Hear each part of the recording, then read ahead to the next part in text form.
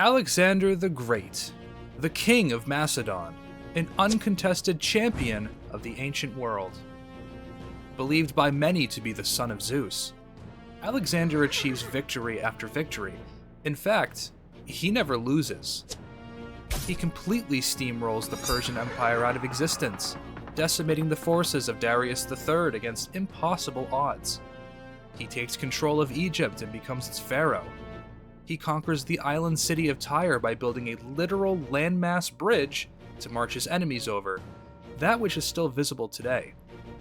He gains full access to the city of Jerusalem, where he receives a shocking prophecy concerning his future conquests. As long as Alexander breathes, he is unstoppable, just as a god is unstoppable, and this revelation for him changed the world forever.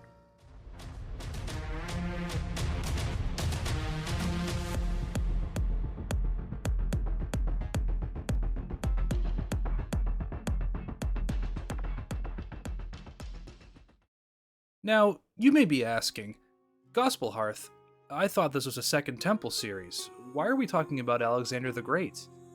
Well, that's a great question, my fellow scholar, because Alexander has very much to do with the Second Temple period. Israel does not escape the surging influence of the Macedonian king in this period, but Israel's relationship with him may very well surprise you by the end of this video.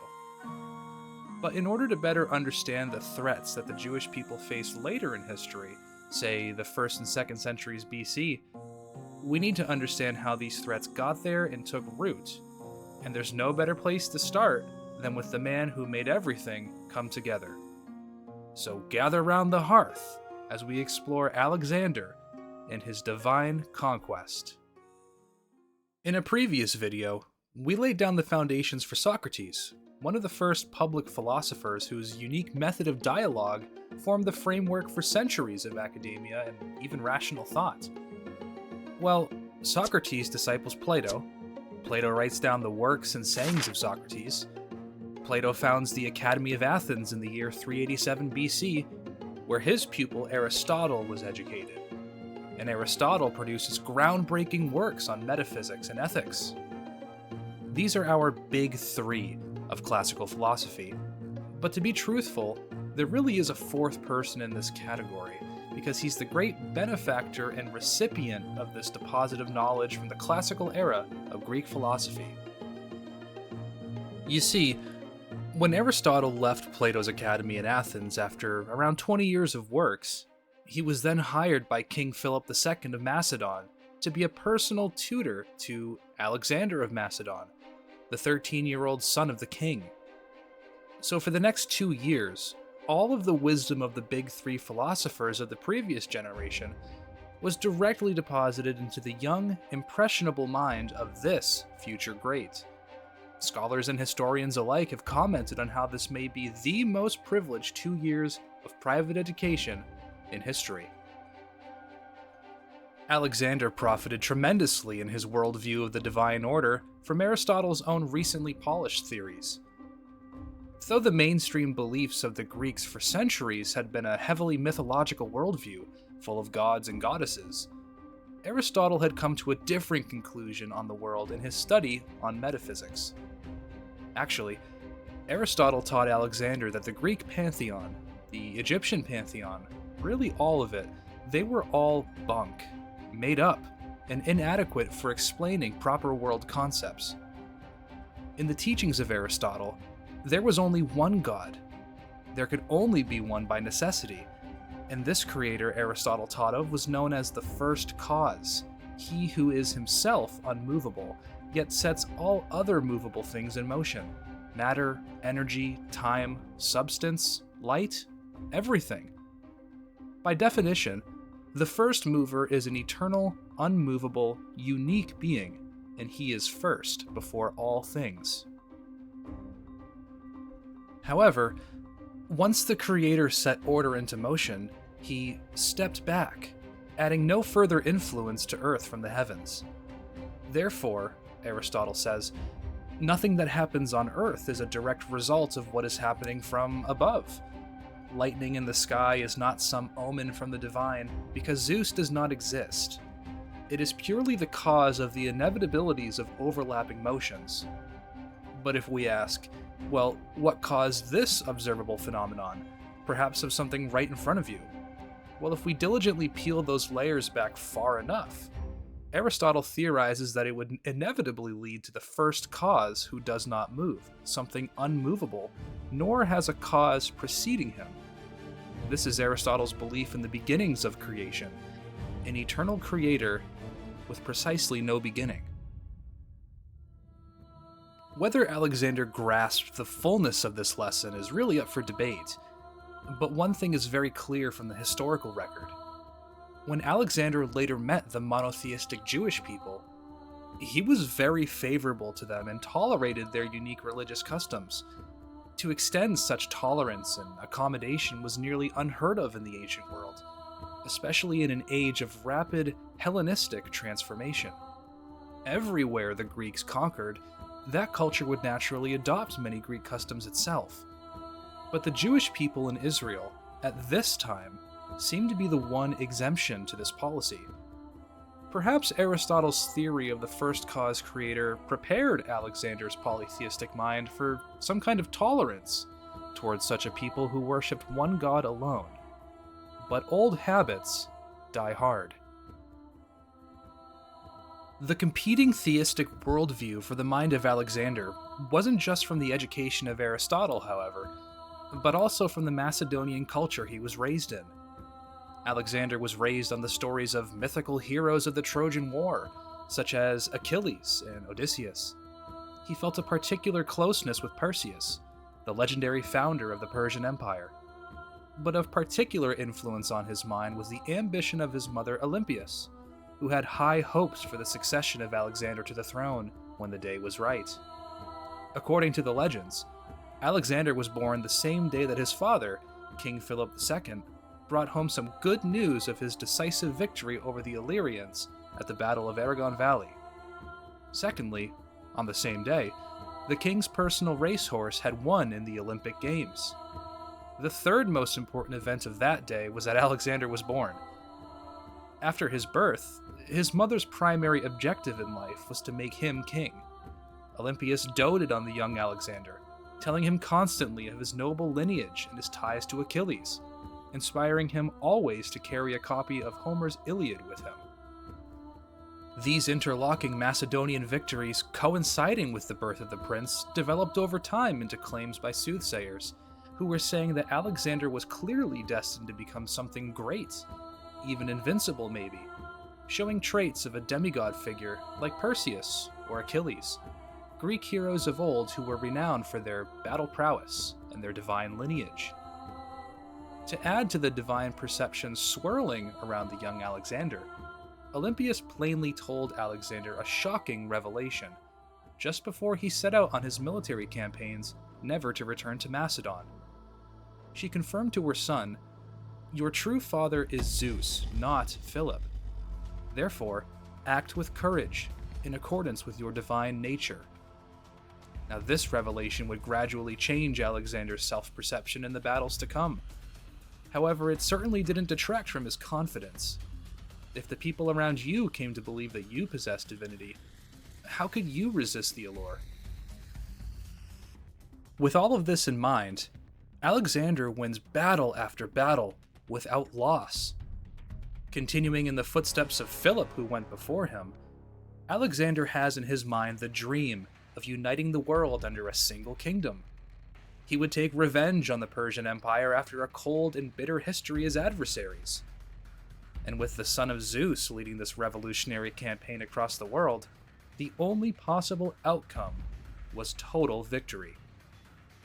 It follows then that Alexander decimates the pro-Persian forces in the Levant and Egypt.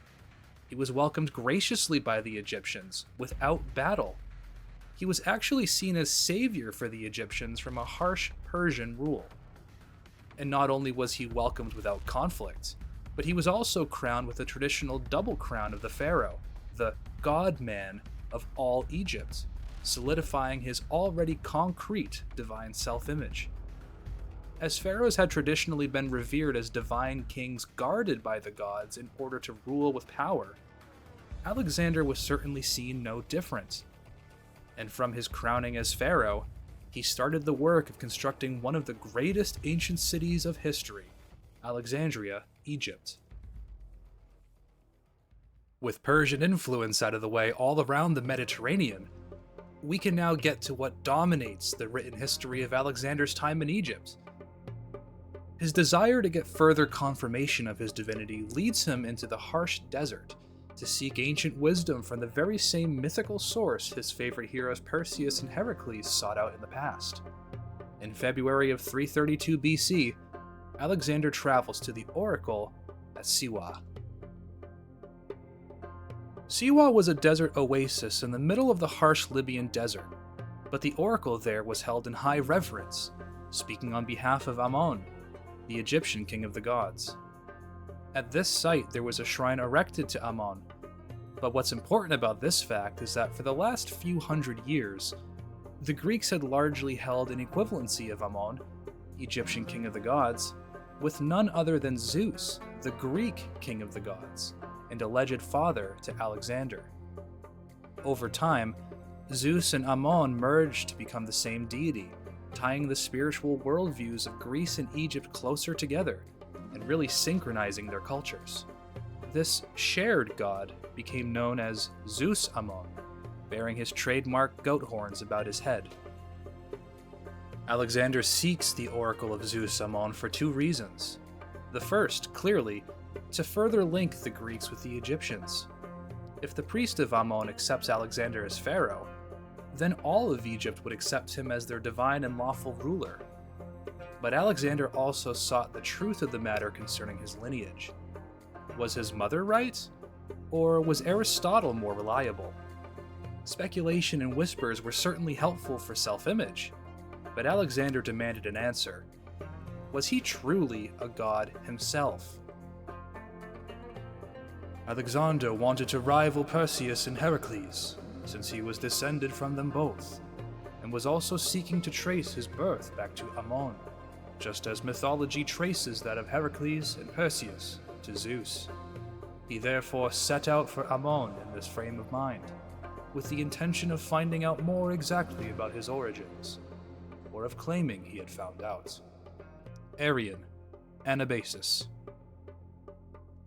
To be fair, the ancient sources do differ slightly on what happened next when Alexander entered the inner sanctuary of Ammon alone. We only have a few sources that are considered reliable, but we're going to draw from Plutarch, who gives the most expansive account of Alexander and the oracle at Siwa, in his work Life of Alexander. Here is what Plutarch claims happened inside the shrine on that fateful day. When Alexander had passed through the desert and was come to the place of the oracle, the prophet of Ammon gave him salutation from this god as from a father. Whereupon Alexander asked him whether any of the murderers of his father Philip had escaped him. To this the prophet answered by bidding Alexander guard his tongue, for his true father was not a mortal. Alexander therefore changed the form of his question. Regarding his own empire, he asked whether it was given to him to become lord and master of all mankind. Zeus Ammon gave answer through the oracle that this destiny was given to him. Philip was fully avenged. Then Alexander made splendid offerings to Zeus Ammon and gave his priests large gifts of money. Arrian and Plutarch both catalog this event in Alexander's life as one of the most transformative. For whatever did happen at Siwa, it finally convinced Alexander of his own divinity. The archaeological record gives us many of these coins from the period of Alexander, depicting his clear claim on descendancy from Zeus. It's obvious, goat horns and everything. You'll want to remember that bit for later. But there's one more place Alexander must visit for a full experience of the divine hand on his life. In his conquest of the Levant down into Egypt, Alexander would then march on the holy city of the Jews, Jerusalem. Perhaps the most exciting and even bizarre story in Alexander's quest for the divine comes from his relations with the Jewish people. Their monotheistic devotion to Yahweh, the God of Israel, was contrary to Hellenistic culture. After all, it's quite difficult to govern a nation who will not accept your own gods as sovereign. There are certain things that they just won't do. That's why Israel stands out for Alexander. Nevertheless, the Jewish people had enjoyed the specific favor of Yahweh for centuries, which necessitated that these people live separate, since they believed separate.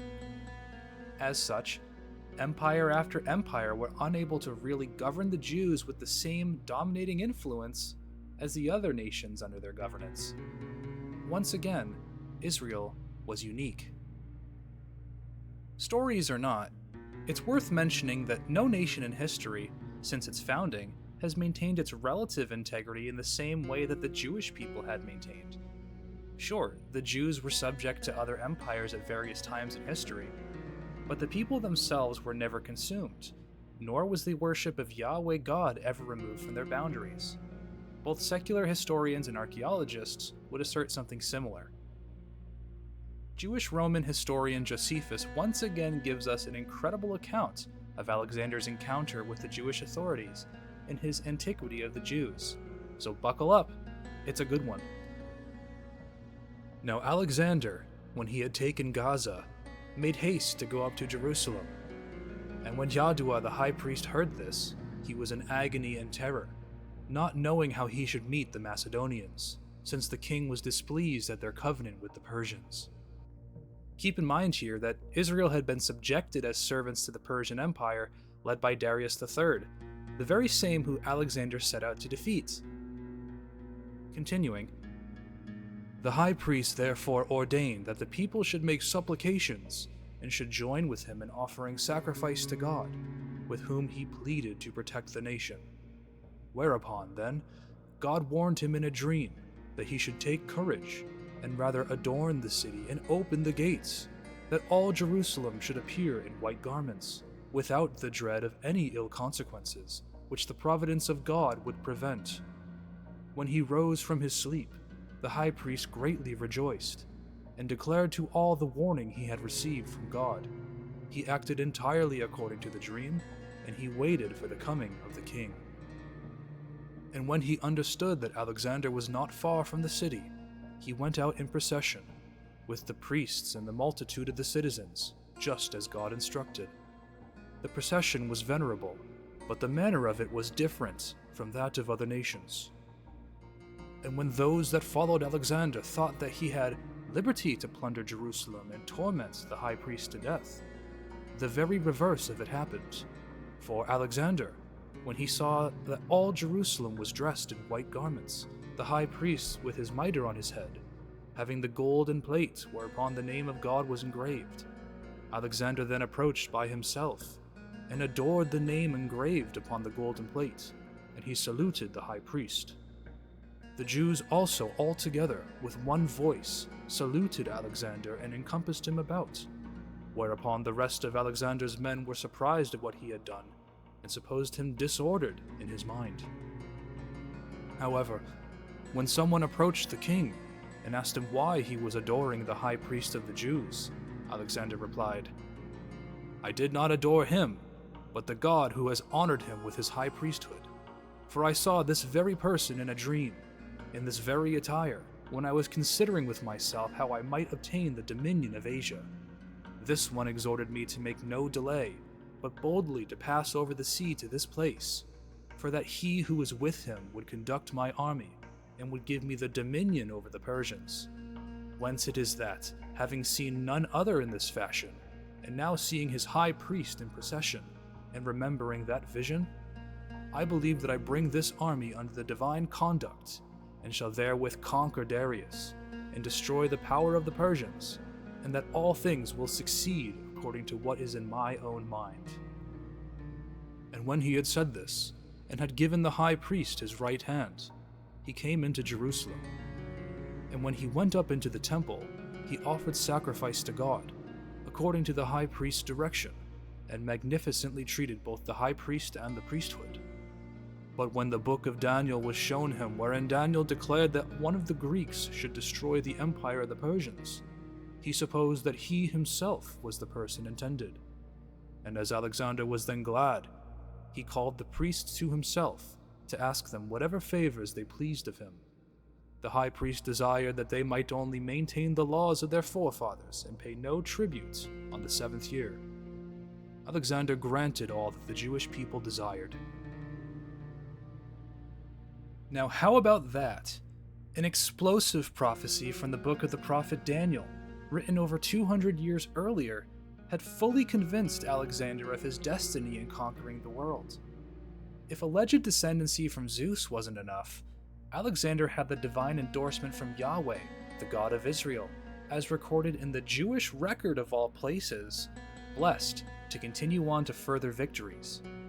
He lavishes the Jewish people instead of harming them, just as God promised the high priest, and Alexander does not challenge the supremacy of Yahweh. Rather, he honors him. Perhaps Alexander thought that this was the first cause creator of Aristotle's teachings. Who knows? Alexander clearly tolerated monotheism, thanks in part, at least, to his education. While everywhere Alexander conquers is Hellenized into his own name, Israel maintains its uniqueness still among the nations. But what prophecy was Alexander shown regarding himself from the book of Daniel? We aren't told for certain, but it must have been a good one, because remember, this propels Alexander's success into Babylonia and beyond. Here's the very best candidate for what Alexander may have been shown from the prophet Daniel. I raised my eyes and saw, and behold, a ram standing on the bank of the canal.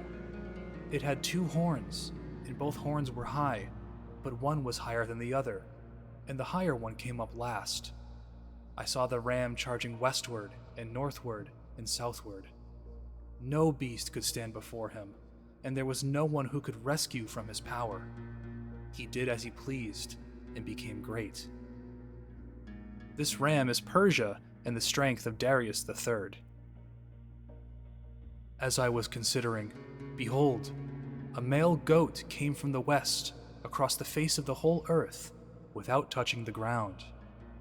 And the goat had a conspicuous horn between his eyes. He came to the ram with the 2 horns, which I had seen standing on the bank of the canal, and he ran at him in his powerful wrath. I saw him come close to the ram, and he was enraged against him, and struck the ram and broke his 2 horns. And the ram had no power to stand before him, but he cast him down to the ground and trampled on him, and there was no one who could rescue the ram from his power. Looking back on history, we do see the complete overthrow of Persia by the Macedonian king, and with such forceful speed. Daniel says his feet didn't touch the ground. His victories were swift, just as history tells us.